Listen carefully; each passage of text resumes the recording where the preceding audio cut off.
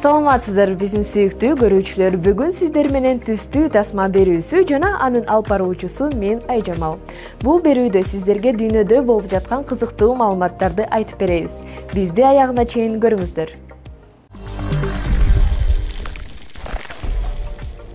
Бишкекте пандемиядан кийин Олгон Хорхон аттуу биринчи кинофестиваль өттү. Бул чарба 705 чыгармачылык группасы уюштурган YouTube каналда онлайн форматта өттү. Жаш режиссерлор тарткан актуалдуу темаларга кыска метраждуу тасмалар тартылды. Мисалга алсак, бир режиссер пандемия учурундагы сценаристтин башы айланганы тууралуу тасма тартты. Коронавирус илдетине каршы улантылып жаткан күрөшкө карабастан, дүйнө акырындап өзүнүн жашоосуна калыбына келтирип жатат десек жаңылышпайм.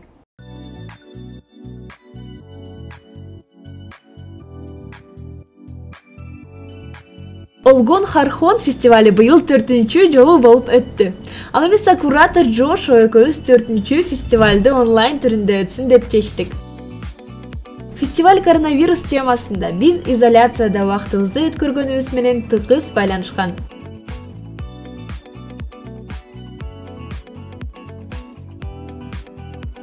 Эмне себептен онлайн деген суроого жооп. Аргасыздан жана күтүлүү үчүн. Мындай формат биз үчүн кызыктуу тажрыйба болду. Мына бул жерде камералар турат. Катуу эрежелердин турганына карабастан, кырдаал күчөп турганда да кино тартуучу балдар фестиваль үчүн атайын 6 тасма тарта алышты. Джошук экөөбүз тасманы абдан жакшы көрөбүз жана балдар тасмаларын тартканы үчүн абдан кубанычтабыз. Мен үчүн бул фестивалдын негизгиси чыгармачыл адамдарга мүмкүнчүлүктөрдү берүүсү.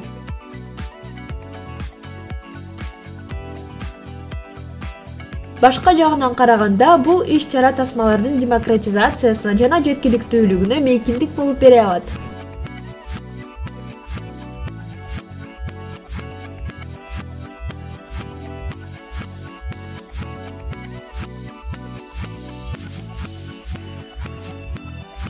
Мындан бир топ убакыт мурда Марат Суролунун киномектебине 3-4 жыл катышкам. Ошондо тасмамды тартып бүтө алган эмесмин. Өзүмдү издеп жүрсөм керек. Бүгүн кыска метраждуу тасмамдын премьерасы өтөт.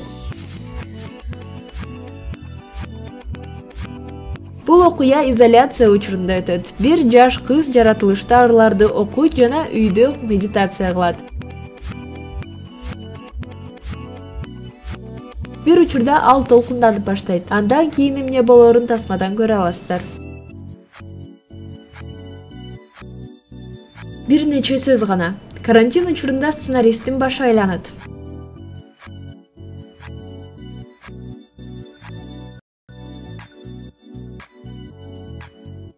Менин досторум ушул фестиваль жөнүндө маалыматтарды жиберип, ушул мүмкүнчүлүктү кармап кал деп айтышты. Ойлонуп баштаганда идея бат эле келди.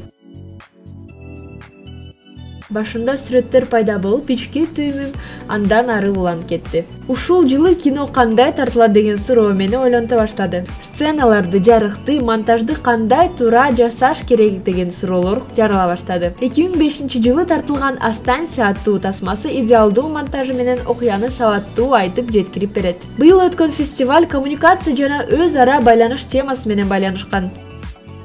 Бул проект 705 чыгармачылык группасына тиешелүү, бирок ошол эле учурда Джошуа Си лабораториясында иштейт. Бизде коллаборация болду. Ошондой эле башкалар да бул проектке кошулуп, сонун команда жана адамдар чогулган. Ушундай адамдар фестивалды колдошконуна абдан кубанычтамын. Биз мунун баарын чогуу кылып жатабыз. Фестивалдын баалуулугу да ушунда. Бир организация же бир адам болбостуктан коллаборацияны түзүп бири-бири менен иштешип чыгармачылыкты жаратууда.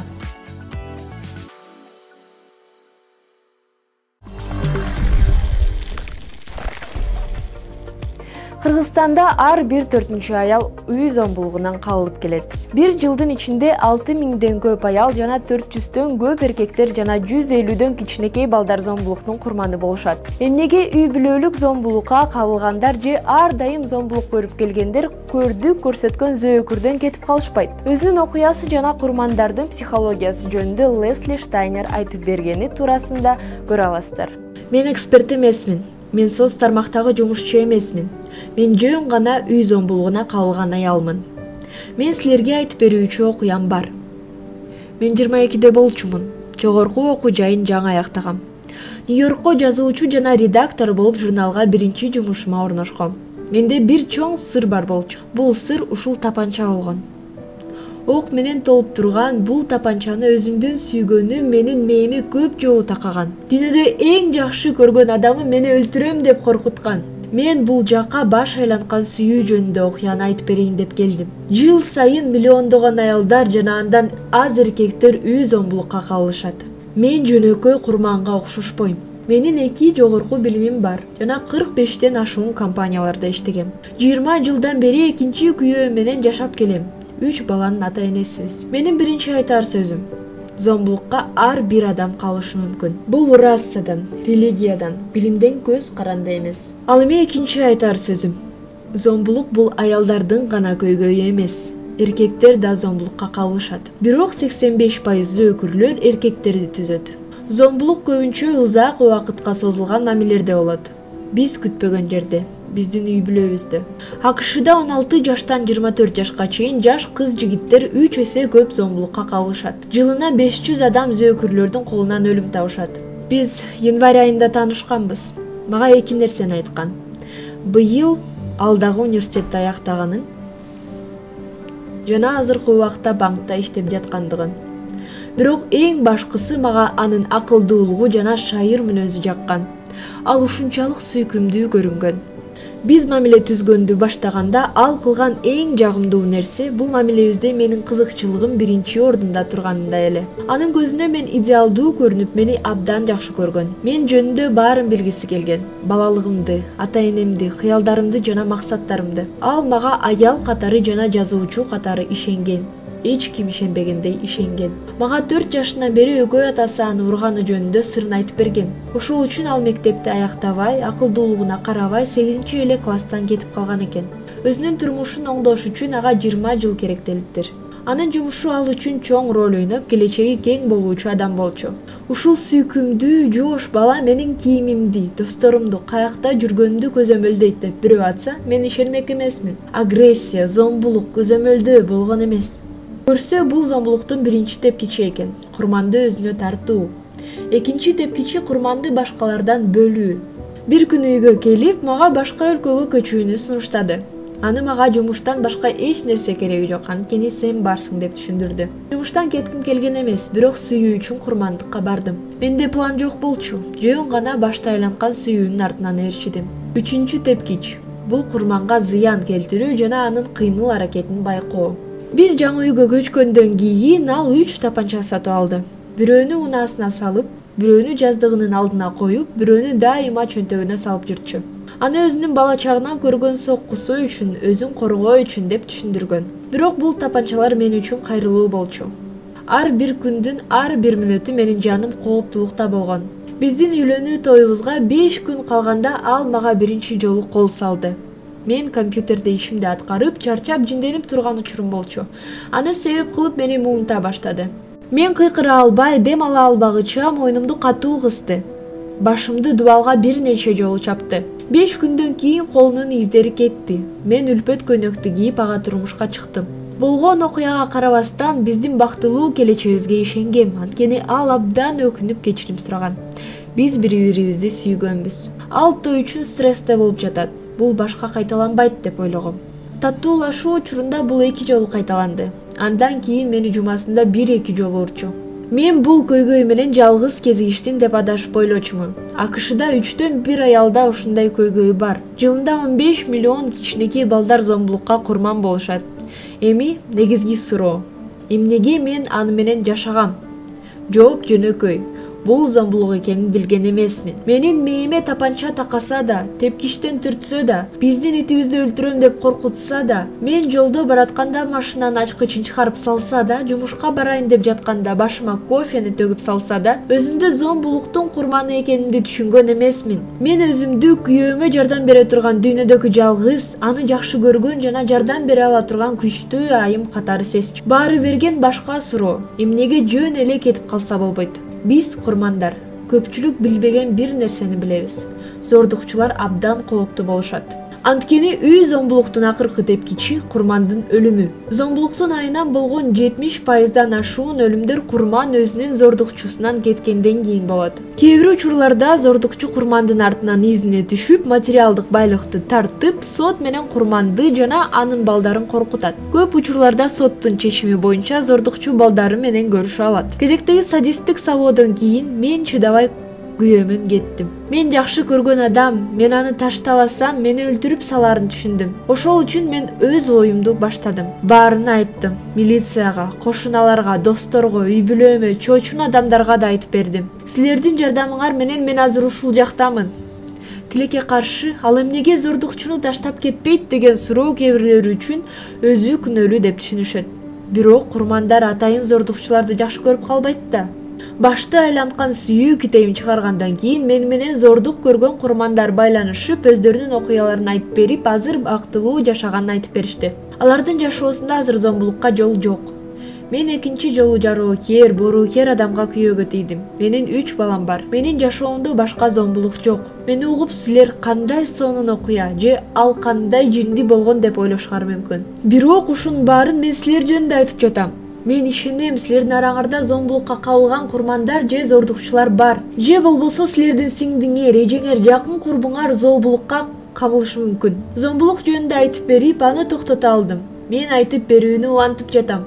Ушундай жол менен башка курмандарга жардам берем. Силерге бир сурануум бар.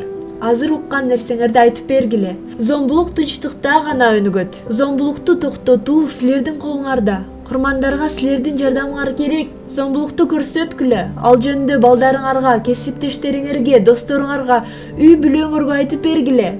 Ар бир адам сүйүүгө жана бактылуу келечекке татыктуу. Зомбулукту байкап калсаңар, кийлигишип курманга чыгууну көрсөткүлө. Жогу биз үйүбүздү, үй бүлөлөрүбүздү коопсуз жана тынч кыла алабыз. Ал эми ушундай зомбулук көйгөйлөрүн чечүү, билим берүү, Кыргызстанга пайда алып келип айымдарына жардам берүү максатында проект жараткан Өмүракунова Нурайым жана Атай Самыйбек Паек түзүштү. Айым Академиясы аялдарга өнүгүүсүнө багытталган проект. Сиздер дагы катышсаңыздар болот.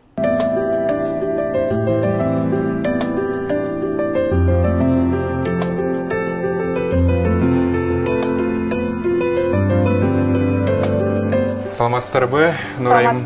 Кош келипсиз. Кош келдик. Анан ошол сиз 21 жашта экенсиз, биз ошол окуп атканда 21 жаштасыз, студентсиз. Анан ушул ой, мен ушул Кыргызстан үчүн пайда алып келем, жакшы нерсе кылам деп ошол Айым Академиясы деген долбоорду баштап турсуз. Ошол Айым Академиясы боюнча бизге бир маалымат берип коесузбу? Бул кандай максат менен ачылган жана эмне багытта иш алып барат? Айым Академиясы дегенде атына билип тургандай эле бул аялдарга, аялдардын өнүгүүсүнө багытталган бир проект. Аялдардын кандай багытта десеңиз, биз ар багытта деп айтабыз, бирок эң негизгиси 4 багытты бөлүп алганбыз да. Бул өзүн өзү өнүктүрүү, үй бүлө, бизнес жана коомчулук дегенчи. Негизи бул проект кандай жаралды деп айта турган болсок, эң биринчи мен эмеден коомчулукта чыгып жаткан көйгөйлөргө аябай көңүлүм бурулуп баштады да. Кабарларды канча ачсаң деле бул аялды сабап кетиптир, күйөөсү аялын сабап салыптыр, анан же үйүнөн чыгарып салыптыр деген сыяктуу кабарларды укканда жүрөгүм ооруйт. Анан экинчиден болсо, башка мисал үчүн аялдын ордун билбеген, аялдын баркын билбеген эркектердин көбөйүшү же болбосо алардын кандайдыр бир сөздөрү да, ошолор аябай мындай жүрөгүмө тийди. Анан ошондо эмнеге бул көйгөйлөр эмнеге чыгат деп ойлонуп отуруп, көп нерсенин аялды өзүн барктабагандыкта, аялдын өзүнүн ролун билбегендикте экенин байкадым да. Ошондуктан ичимде бир проектти баштоо ниети жүргөн. Анан так ошол моментте бир сонун бир команда менен жолугушуп калдым да. Анан алар да айтышты, бир айымдарга проект кылсак сонун болот эле депчи. Анан сүйлөшө келсек, ниетибиз бир экен, багытыбыз бир экен, анан келгиле деп анан чогулуп, Айым Академ дегенди ачтык да. Анан эң жакшы болгон жери бул деген, бул ал команда жаш команда да. Бизди деген мисалы үчүн бирөө каржылаганда бизге эң биринчи суроо, силерди ким каржылайт деп сурайт да, артыңарда ким турат депчи. Бирок биздин аркабызда эч ким турбайт, биз жаш күчүбүздү, мындай билимибизди колдонуп, ошо коомчулугубузга пайдабызды тийгизгибиз келди. Сонун, абдан сонун бир ниетиңиз бар экен, жалпысынан ишиңизге ийгилик.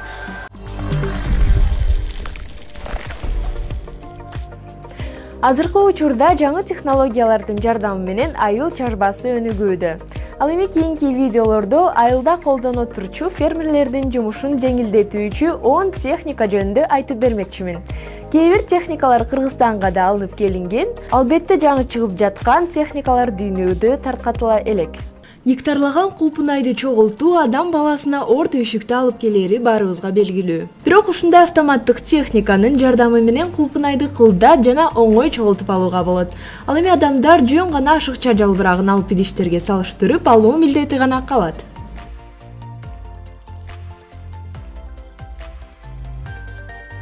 Жана ошондой эле уйдун такасын тазалоо үчүн атайын техникалык машинаны ойлоп табышкан. Калың курдун жардамы менен уйдун белин катуу байлап капталынан жаткызат. Тегинбегендей кылып бутун атайын кармала турчу жип менен байлап, ушундай ыкманын жардамы менен такасын тазалап алууга болот. Ушул комбайндын жардамы менен тоокторду кыйынчылыксыз чогултуп алууга болот. Комбайндын резинадан жасалган узун бир бөлүгүнүн жардамы менен тоокторду сордуруп алып, транспорттун артына түшүрөт. Бул техниканын жардамы менен тоокторго зыян тийгизбөө менен бирге тоокторду кылдат темир торчолорго чогултуп алууга болот. Чоң талааларга уруктарды себүү мезгилинде фермерлердин түйшүгүн азайтуу максатында ушундай техника ойлонуп табылган. Бул комбайндын жардамы менен 1000 деген уруктарды себүүгө болот. Бул робот сиз аткара турчу баардык жумуштарды аткарат. Жөн гана эмнени жана аны кайсыл жакка себүү керек экенин билиш керек.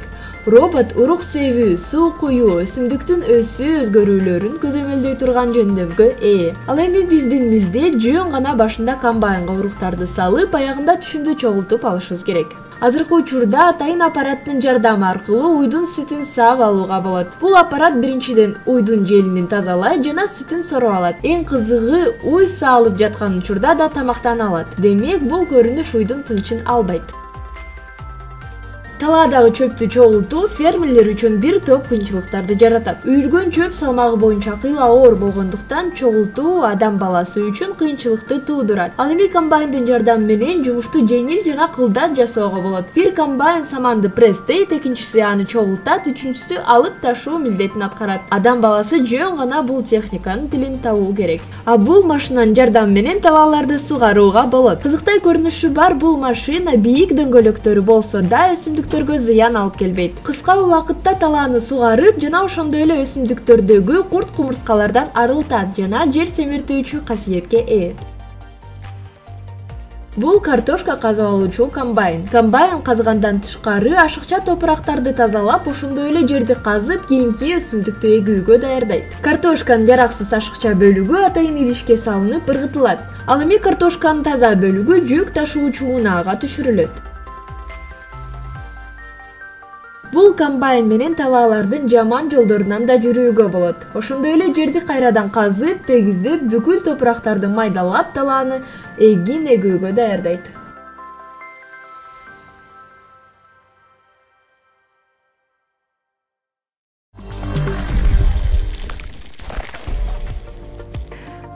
TikTok бул тамашалуу жана кыска видеолорду тартып, ал видеолорду досторго жана башка адамдардын назарына таркатуучу ресурс. Кыска убакыттын ичинде бул коомдук желе дүйнөдөгү белгилүү желелердин ордун толуктай алды. Мисалга алсак, бир айдын ичинде эл алдына таанымал болуп жана көптөгөн көрүүчүлөрдүн көңүлүн ала алган америкалык блогер Белла Порч эмне үчүн ушунча бат убакыттын ичинде көптөгөн көрөрмандарды топтоп таанымал боло алды деген ой адамдарга кызыкчылыкты жаратты. Ошол видеолорго сиздердин да көңүлүңүздөрдү бурабыз. Белла Порч аттуу TikTok колдонуучу айым кыска видео үчүн 7 миллиондой сом тапты. Видеодо Порч такт менен эле башын ийкейт. Видео 300 миллион көрүүчүнү топтоп TikToктун ушул мезгилинин тренди болду. Көп учурда Белла жазалмалуу түрдө башын ийкеп, поозун ачып, музыканын обонуна жараша кыймылдайт, кыска роликтерди жаздырат.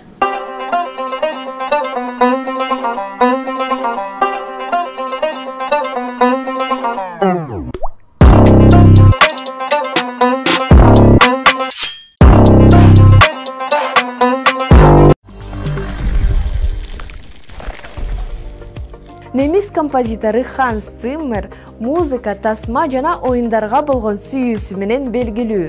Аска Кариб деңизинин пираттары, Бэтмен, Да Винчи коду, Мадагаскар аттуу тасмаларга чыгармаларын жазган. 1995 жылы Король Лев мультифильмине жазган чыгармасы үчүн Оскар премиясын алды. 2010 жылы Голливудда Аллея Славы да жылдыз алган. Азыркы замандын 100 генийлери тизмесинде 72 орунду ээлеген. 12 сентябрда ушул таланттуу белгилүү композитордун туулган күнү. Анын бир чыгармасын көрөлү.